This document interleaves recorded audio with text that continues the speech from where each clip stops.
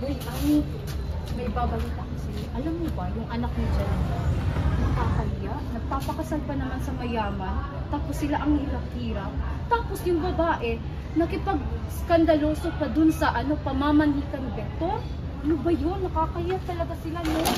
Di ba, yung babae, yung mayaman, anak ni Donna Cristel? Oo, yun. Ang kapal ng mukha niya, baka mamaya. Ay naman, nakakahiya talaga. Baka mamaya magpapabuhay lang yan sa pamilya ng babae. Eh, ano pa nga ba?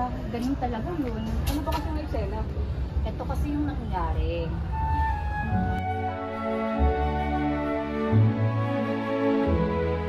Mahal, ang tagal na pala natin, no? Parang kailan lang sinagot mo ako, tapos ngayon magtatatlong taon na tayo.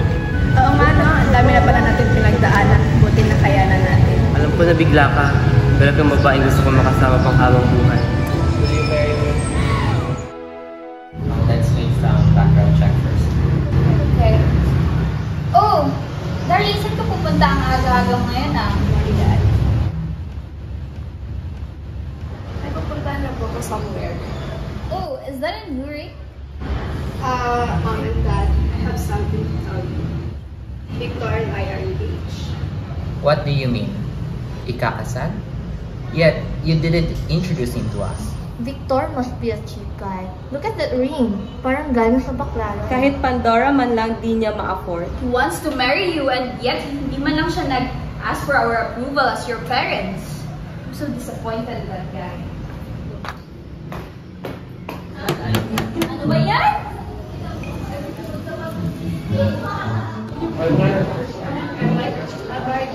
Nagkakabita na ako. Nag-propose na kasi ako sa jowa ko.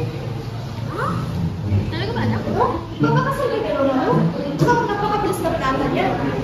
Kaya nga, napakayabang pa naman ang pamilya na yan. Ano ba yan? Kaya nga mamanikan tayo sa kanila para hingin ko ng opisyal yung kamay niya sa mga magulang niya. Dapat lang. Baka sabihin nila na nasa kanto-kanto lang yung pagpupupos mo. Oo nga, kailan ba tayo mamanikan? Sama ba tayong lahat?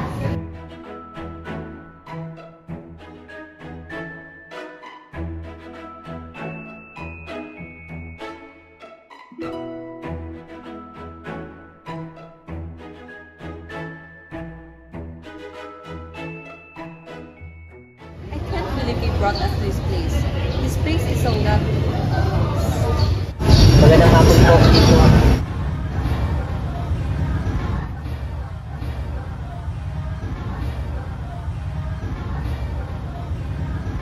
Oh, this place seems a bit fine, girl.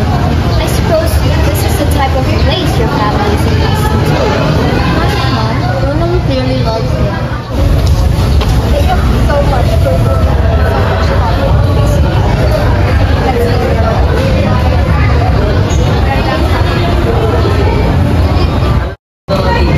Hindi ko pala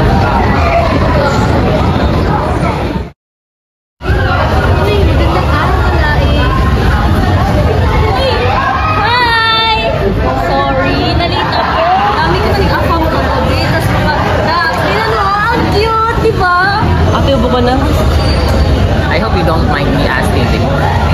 By the way, where's your father? Matagal na po kasi kami iniwan ni Papa. You mean he's dead? Ito talaga ako sa kaya iba-iba ang mga ama ng anak ko. Ito kasi yung panganay ko, yung ama niya is magaling magluto, kaya na-inlove ako. Eh kaso, may pamilya na pala. Kaya ayun, naghiwalay kami. Pangalawa ko namang anak, ang ama niya is magaling magsulat. Kaso, ayun, iniwan ako sa ere. Kaya, for short, iba-iba ang mga ama ng aking mga anak. Wow, nakakabilib ka naman pala Balae. How are you able to keep the family together? His family is so diverse. Uy, kayo naka-practice ng English mo? Nasa Pilipinas tayo, huy! Hey, kiddo, I don't like your tone. Don't squatted. Kaloka, ang negatronic fights niyo ang bongga-bongga niyo. Malakuran ng galing. Hey, shut your mouth. Mama, watch your mouth. You think I didn't do a background check on you?